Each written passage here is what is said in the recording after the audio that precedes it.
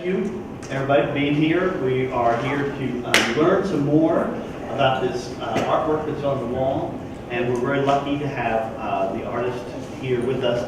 And this is the point of these events is to bring the artist to campus, get a chance to ask questions and learn about things. Because so often if you go to a gallery, you go to a museum, there's nobody there to talk to, there's nobody there to ask about it. So it's really good for people to come and learn some stuff, and don't be afraid to ask questions is what artists usually want. So the artist that we have on display here is Shaylen Amanda Broughton. She is, I guess, a native of Richmond, right? So she's from Richmond, Virginia. She studied at the Savannah College of Art and Design, which is known as SCAD, and has produced a lot of really great artists, and it's a really interesting art school. One of the few so far south in terms of location in the southeast of the United States. That's got a really good reputation. And then she's back in Richmond. She's a practicing professional artist. She's had a lot of great exhibition opportunities. I don't want to hear more about apparently overseas in Australia and in the UK. So we'll hopefully hear a little bit about that. And she does these really amazing paintings using, I guess, in a lot of ways, a lot of people would talk about this as being process-driven art, meaning that art where the imagery is kind of is a product of how she paints. So that's kind of something interesting to think about. In our introductory painting classes, we don't really get into a lot of that, but it's certainly a whole avenue, a whole nother avenue of exploration in art, where the imagery, as I just said, is a product somewhat of the way that the paint is applied. That's really interesting. Of course, that's always true of all painting, really, in a certain way. So, without further ado, I will ask you to join me in welcoming Shaylen Broughton to. Thank you so much for being here today. I really appreciate you coming and listening to me blab about my art and my life for a second. I'm really new to the public speaking thing, so sorry if I start to ramble or go off into. That's what we're here for. The rambling. How long do I have? Yeah.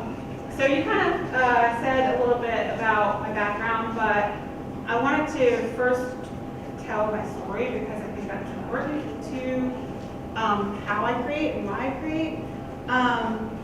As you said, I went to SCAD, but before that I went to J. Sargent Reynolds Community College and did my basic courses there. And the reason I mention that is because my first painting teacher told me my paintings had no depth and no meaning. So he might have been right. It was really kind of like crashing for me.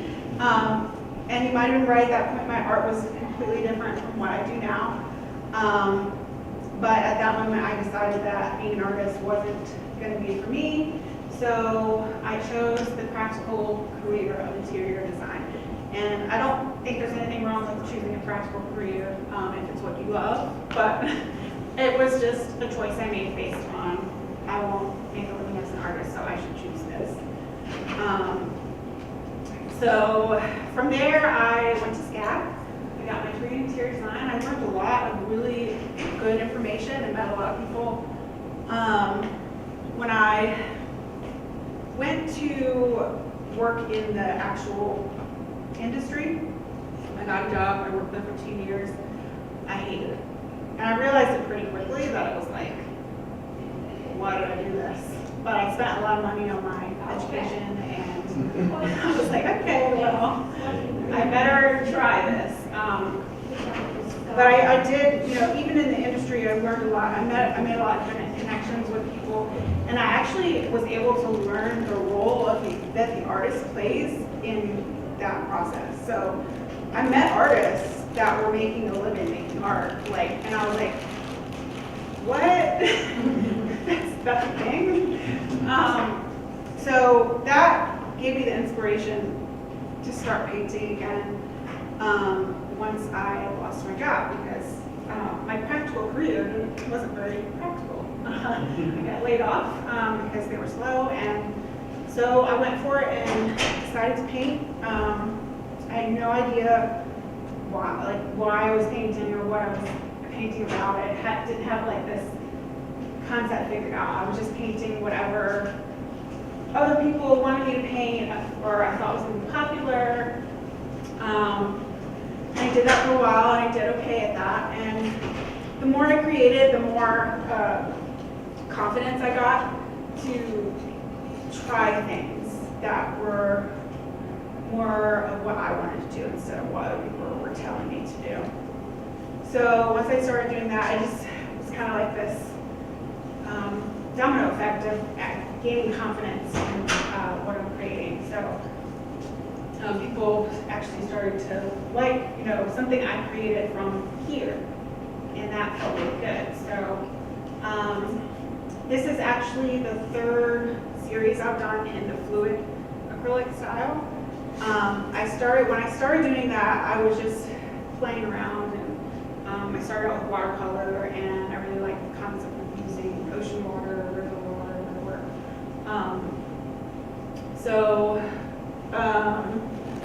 See, I lost my train of Well, thought. let me ask you something. So it's really interesting that you started community college, because that's great, because that's where everybody here is as well. And I'm very disappointed to know that my colleague at Jay Sargent, was it?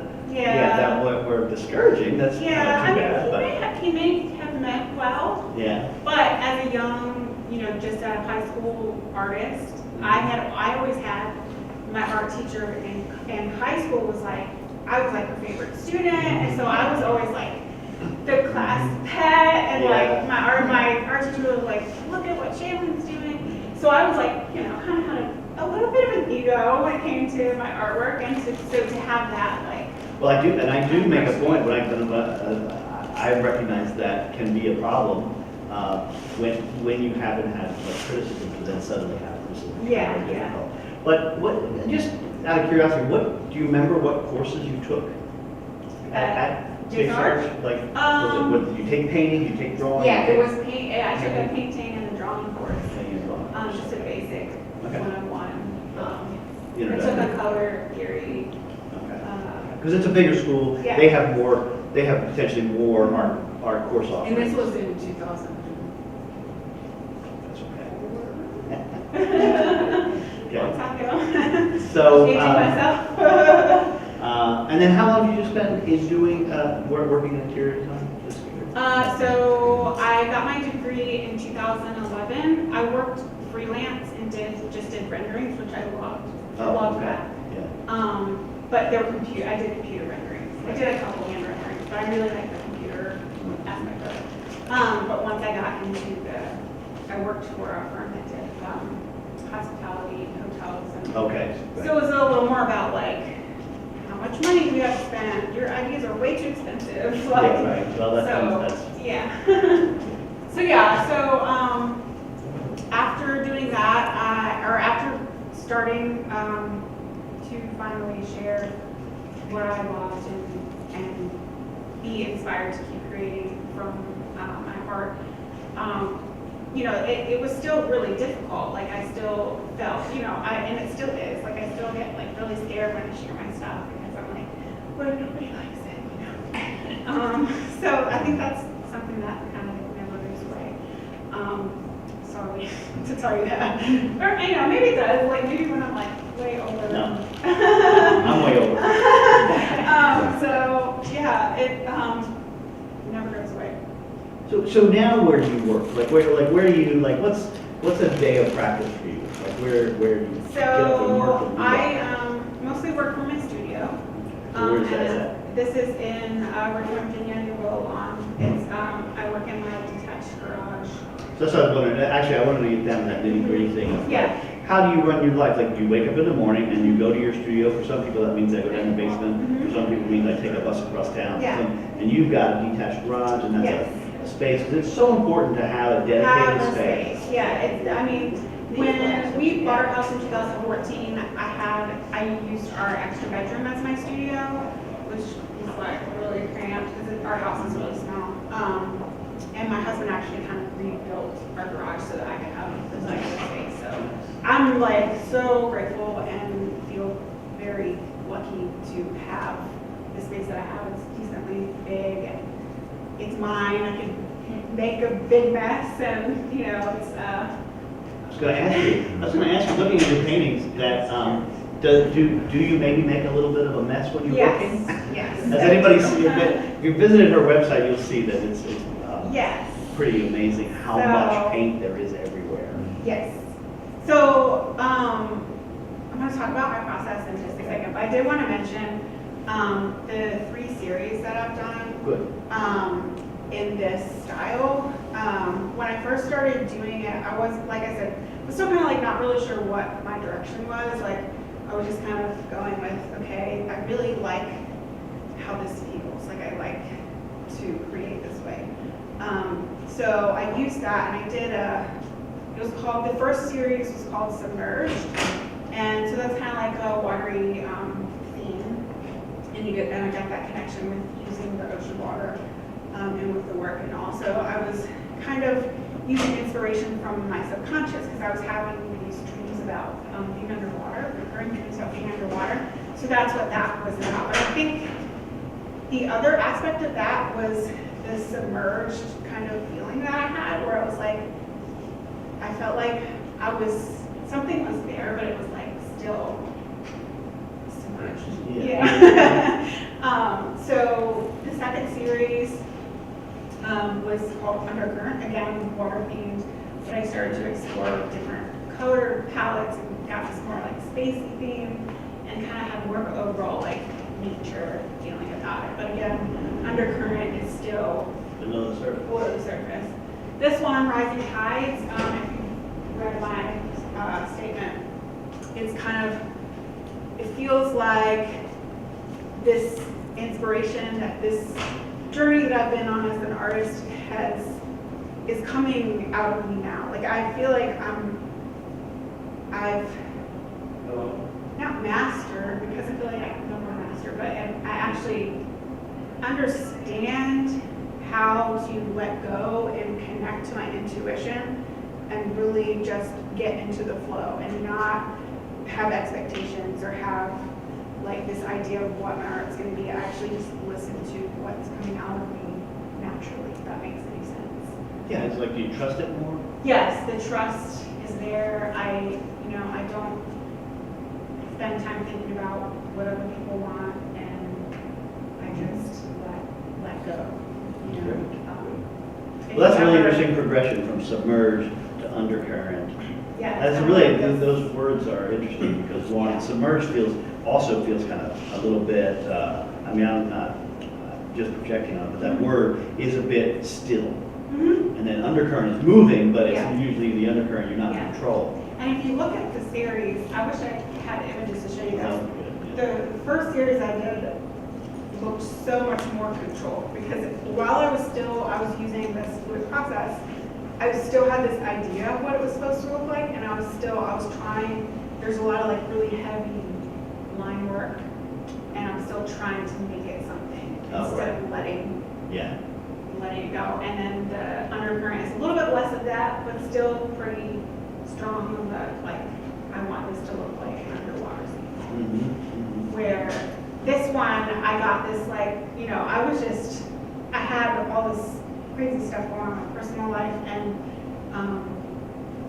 I was just like, I need to just like get all of that out of my head and just completely like meditate, really. I mean, this is what this process is. It's like, turn that thinking, you need your thinking mind, of course, but sometimes you gotta turn it off and listen to what's in here and let that come out.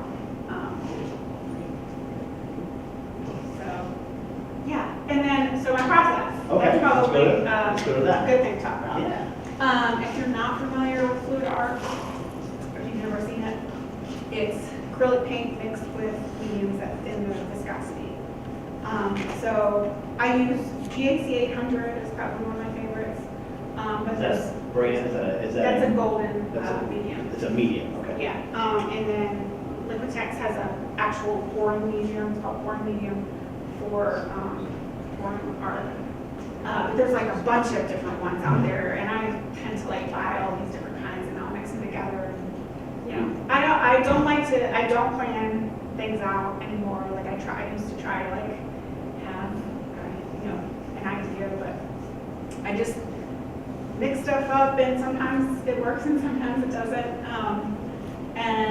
I can usually feel, since I've been doing it for so long, like I can feel the paint, the viscosity or whatever, like how it feels. It just feels right. So that's really frustrating for when I'm teaching because my students are like, "What? You don't have a recipe?" I'm like, "Well, here, I can show you. This is what it feels like." So yeah, I always have to apologize about that. But I think that's part of the process is playing and really being loose with it. It's, I don't know if any of you like to cook, but if you are that type of cook that just like throws stuff in a pot and like turns out really good, and then you're like, well, can't really make that again, so I don't know what it is.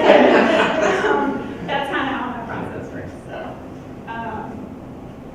So yeah, and then I add a little bit of ocean water, like I said, and that comes from this idea that I want to connect the energy of the ocean, because the ocean is where life was started on this planet. So that energy is really intense and amazing. So I want to actually like incorporate that in the work, because I feel like that's, I mean, the bottom line inspiration that I see is life that I am obsessed with this like web pattern, but because you can like see it in everything, every living organism has this kind of pattern in it, and it's like so amazing to me. So I'm kind of obsessed with it. So the ocean water has got like a metaphysical purpose, Yes. like in the but just briefly, do you notice just a technical effect of You know, ocean water? Salt water does in watercolors. Yeah, I just mean really because of that yeah. salt water content. Yeah, it whether that does. affects But I don't think I add enough to actually do anything. Okay. Because I've used other types of water, like river water or even tap water, and I get it's really similar.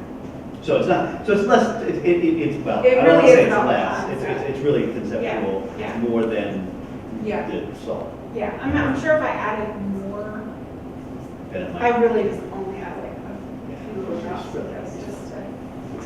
It's the alchemy. Yes, it is. I mean, and this process is really, I mean, it's kind of a science. The webbing happens because of the densities, different densities in the paint.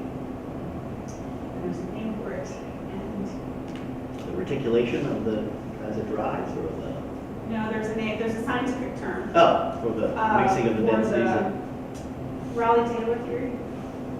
It's if you look at and the only reason I know this is because I've researched my Because you studied. process. You should. That's good. I love science, but it wasn't my best subject. So it's if you look at a star, picture of a star uniform, it has a fluid kind of look to it. And it's because of the different. It's basically the battle of the densities. So it's different gases, different densities. So. And they're seeking some kind of resolve. Yeah, so Yeah. they Okay.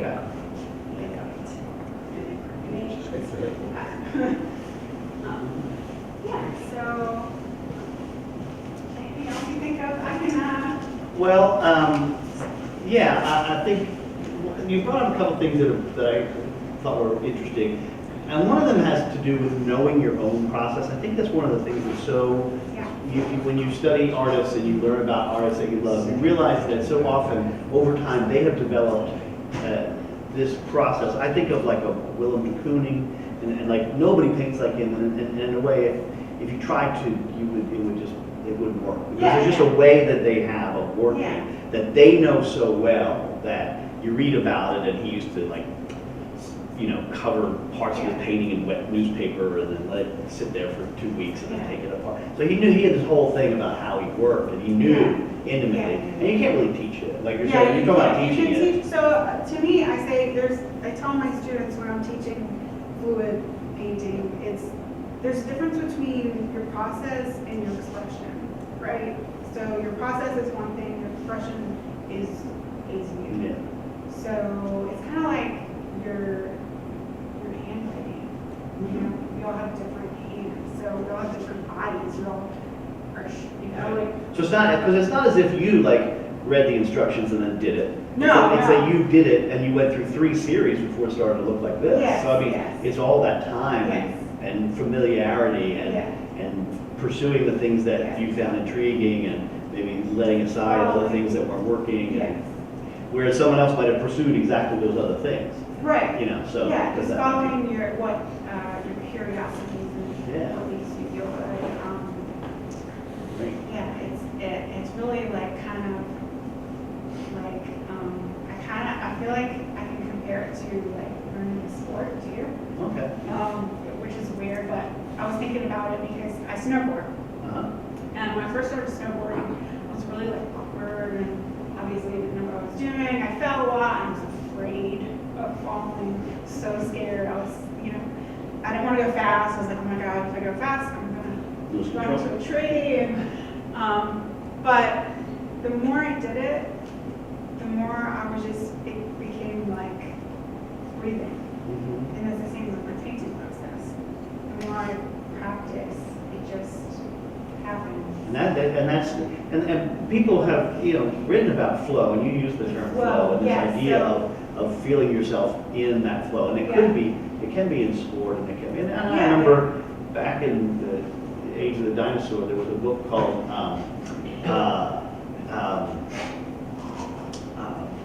The Inner Game of Tennis, which we all read in college because it was about that. And so the idea of sport is not that alien. It's just, because sport or what painting, that's just the activity you're doing. It's the being in it that is Yeah, that is. it's feeling, getting that flow, really like, I've heard yoga Yes. teachers talk about it too. It's like, you're not thinking about it, you're just doing And you're in the moment. And Yeah. yeah. it. Yeah. And then you also said something about meditative element, and that's, of course, I don't want to make a kind of like an obvious connection, but I think that the all-over nature of the imagery has to have something to call back someone like Jackson Pollock. And his idea was to create meditative spaces as well, that were kind of the record of his own meditation. So the painting is really a record of his meditation, Yeah. and then you're invited to explore that and Yeah. have your own meditation. Yeah, oh yeah, abstract art in general, I think that's why I love it, Mhm. because you can look at it and you see something different, and you can look at it and you see something completely different from what I see. So you're making your own reflection into the painting. So I just,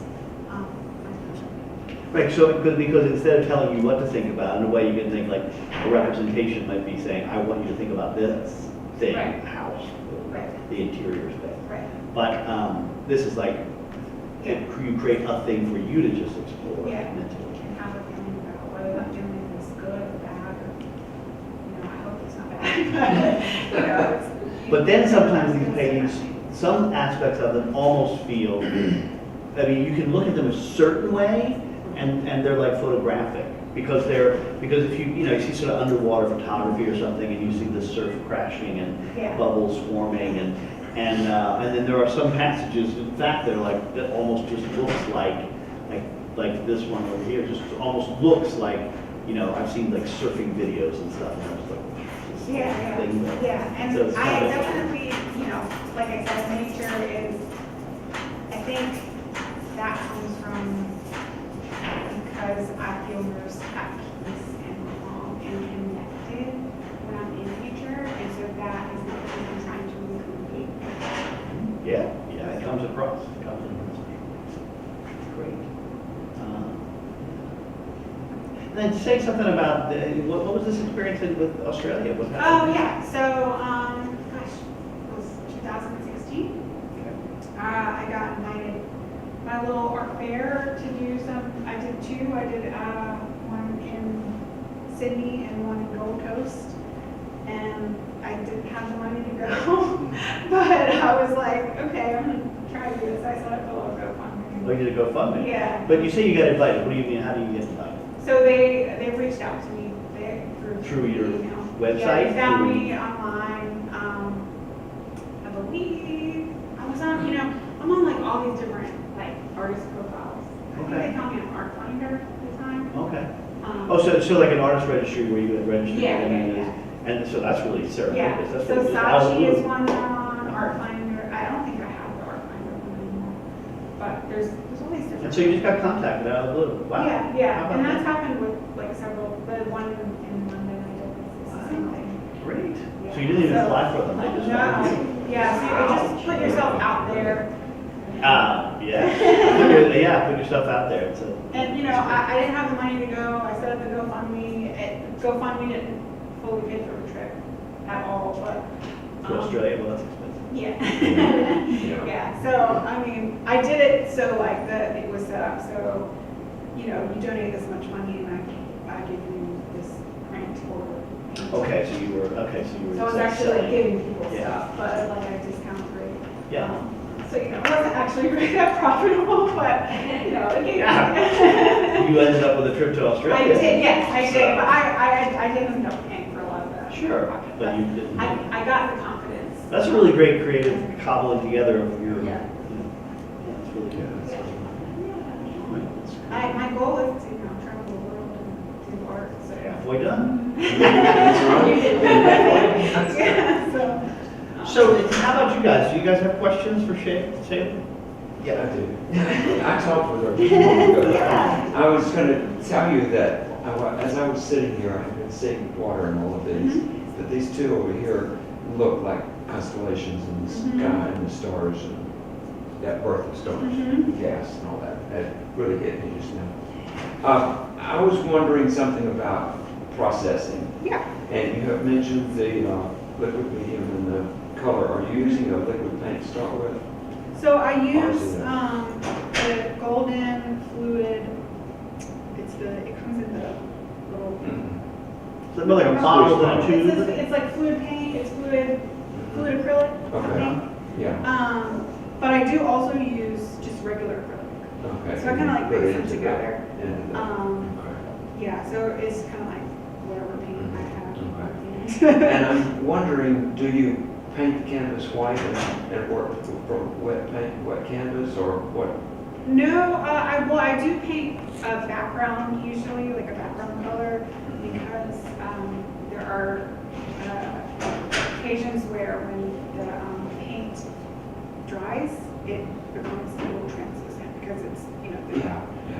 so having the background color on there helps. But if I have like a white background, I'll usually just leave it or paint it like a different shade of white. Okay. Yeah. I noticed a consistent theme through the pieces that you have displayed here. Yeah. So you have white at the top, and then a sense of, instead of a landscape, maybe a waterscape. Is that what you're trying to create, like a horizon and a coming up from the depths? Yeah, so Oh, the okay. rising tide. Well, I got that sense. Yeah. So, I mean, like I said, I can't really plan exactly what it's going to look like, but I love high contrast, so I do usually always use white. But is your white at the top creating? Yeah, so I do like to, when I'm, moving the paint around, I like to have that feeling, or for this series specifically, because it is about coming up from the depths to, to have that feeling of coming to light. So yeah. So your fluidness creates motion, but then I see where you put little dots in. Does that symbolize action? Like splash. Yeah, oh yeah. So we have the it's motion, kinda like and then we this. have the splash. Yeah, I do that with a brush and I just. So you're conveying feelings of moving water. Yes, yes. Thank you. So on that same question about the contrast between the light and dark, Yeah. I've done a very similar technique myself, Yeah. and I found it difficult because once you pour it, the darker and the lighter colors mix together and they kind of meld into a mid. Okay. How do you keep that from happening? do you know what mediums you're using? Do you It's the remember? same acrylics. Acrylics? And you use the JC? Not that specifically, that might have been my I problem. noticed, sometimes, I've had this question before, and I think it's just a matter of like the paint quality or possibly too much medium, or like if you add too much water. I know too much water will do that because it breaks the binders in the color. So, so that'll create like some muddy. But yeah, I haven't had when I first started doing it, I think I may have had some pieces get muddy when I think I was doing it too much, like putting too much paint and like moving it around too much or something. Okay. But recently, I think it's just about not having too much paint and not moving it around too much. Well, along those lines, so how much of this is, maybe you can use one as an example, like how much is dry, how much is wet all at once?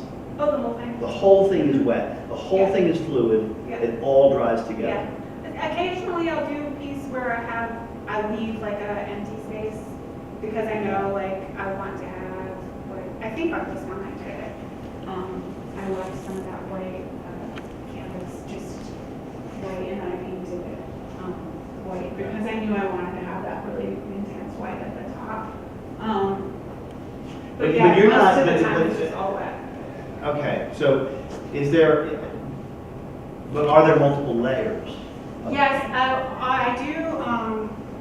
You can notice it in this one, I think, a lot. I do like a kind of a feathering, translucent, kind of cloudy Yeah. thing where I'll layer different shades just to create a little more depth. Sometimes after the painting's dry, I'm like not really feeling it, so I want to change it a little bit. So I'll do that, and I'll add.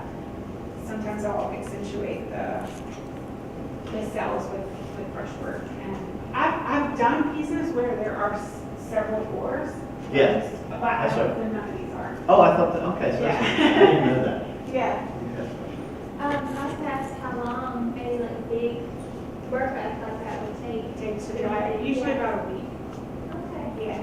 So it's not terrible.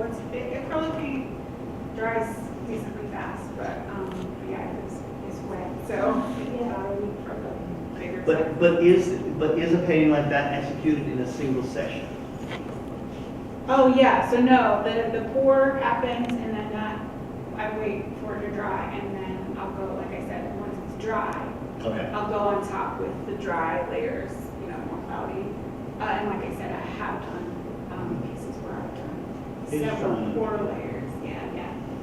And then do you manipulate, like I think there are passages in this that look like, I forget what it's called, where they float color and manipulate with the Oh, feather. Do you do any manipulation like that?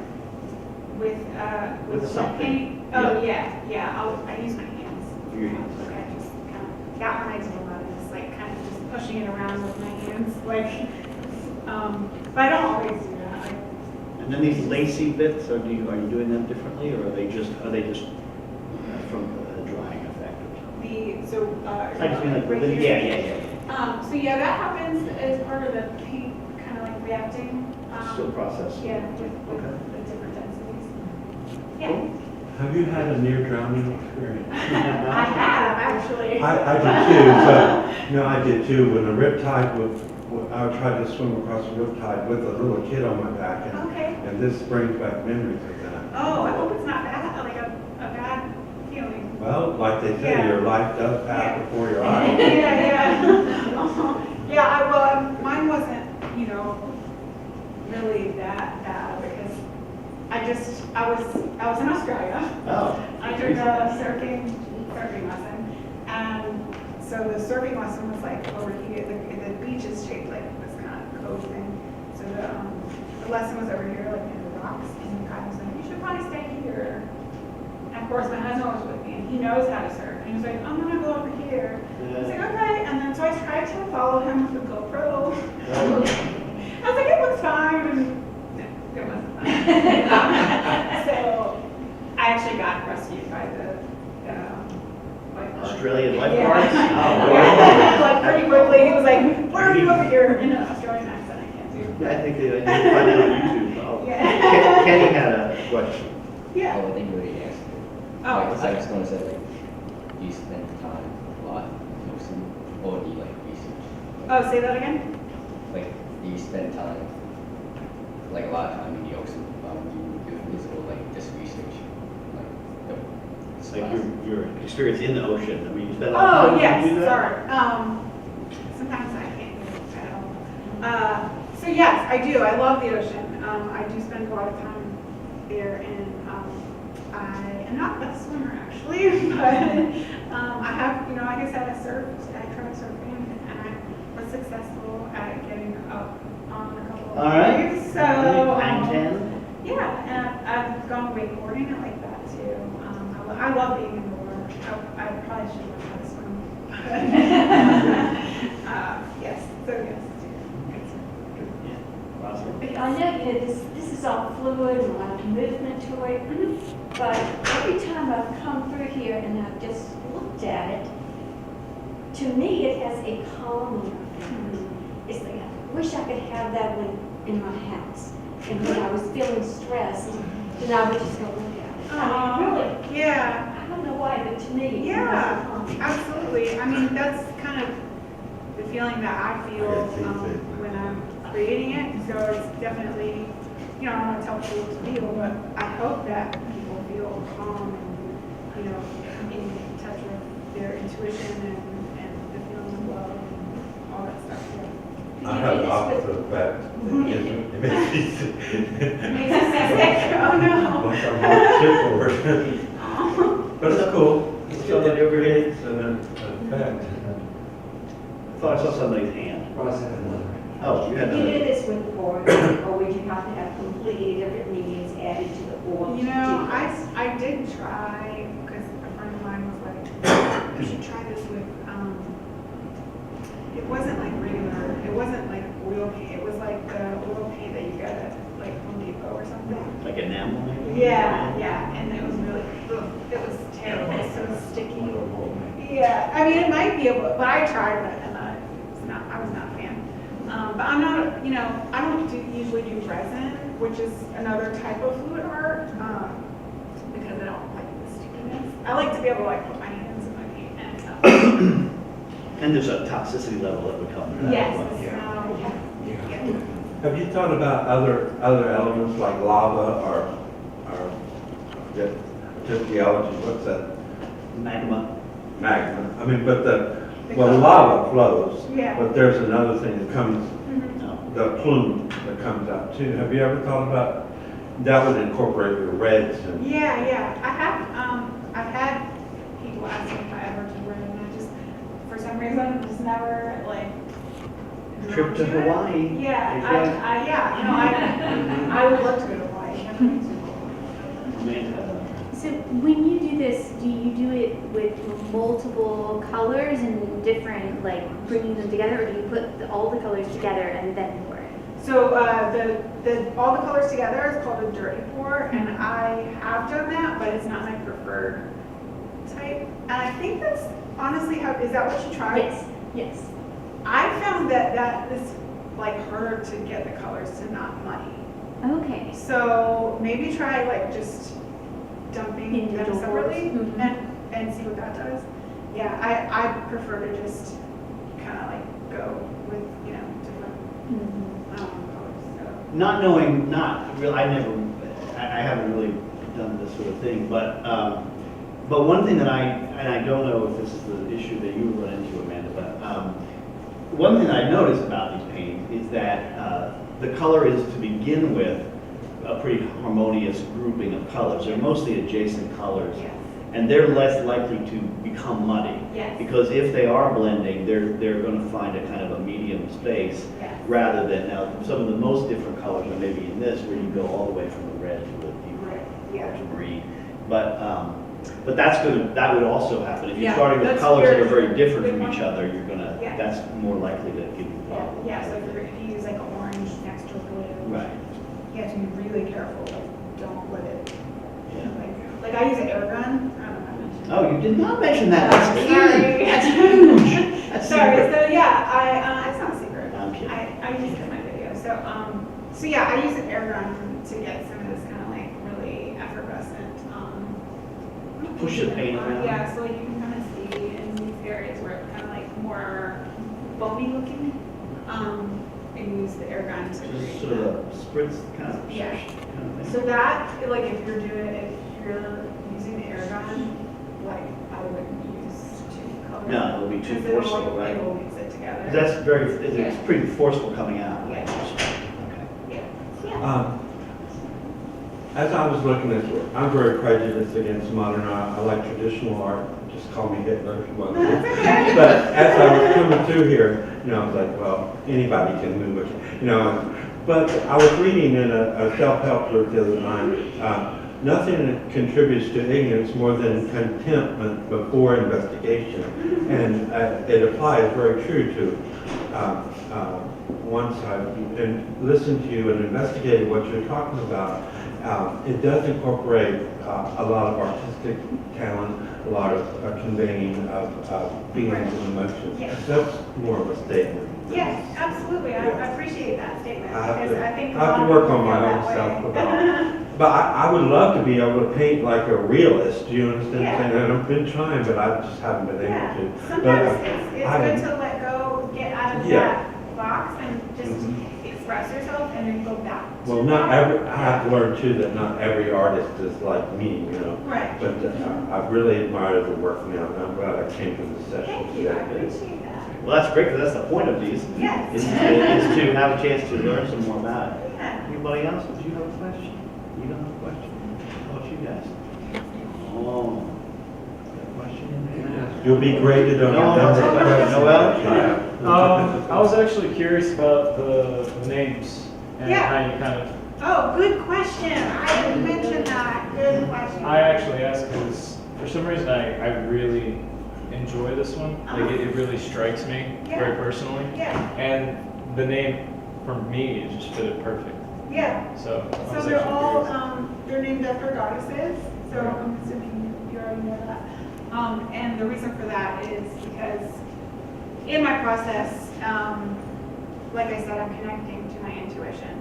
It's kind of this inner, I'm connecting to my heart, I'm connecting to that softer side of myself, and that's a feminine energy. So the goddess names are a projection of different aspects of feminine energy. And where are they drawn from, the tradition, the different goddesses? Come from different traditions? Or Oh, all- a single, also like all all kinds of different, traditions? yeah. Not like one? Yeah, so I'll just, I'll read about the goddess and connect the image to what the goddess represents. So that one is actually lightning, she's like a lightning. Minerva? It's yeah. Roman, I believe. Roman, but like her, The I was sky reading about- marriage. yeah, it's like a sky, she's like a sky, and it has to do with lightning, which is why I picked it for that, because I felt like that was very like, The shapes. lightning striking, so. Yes, good. Yeah, I'm just looking at these two here, but I'm staring at it. The purple one here on the left, the smaller of the two, Yeah. is, when you're doing this, is this purple and white together, or is it just purple and white? What? So it's two different shades of purple with kind of pearl.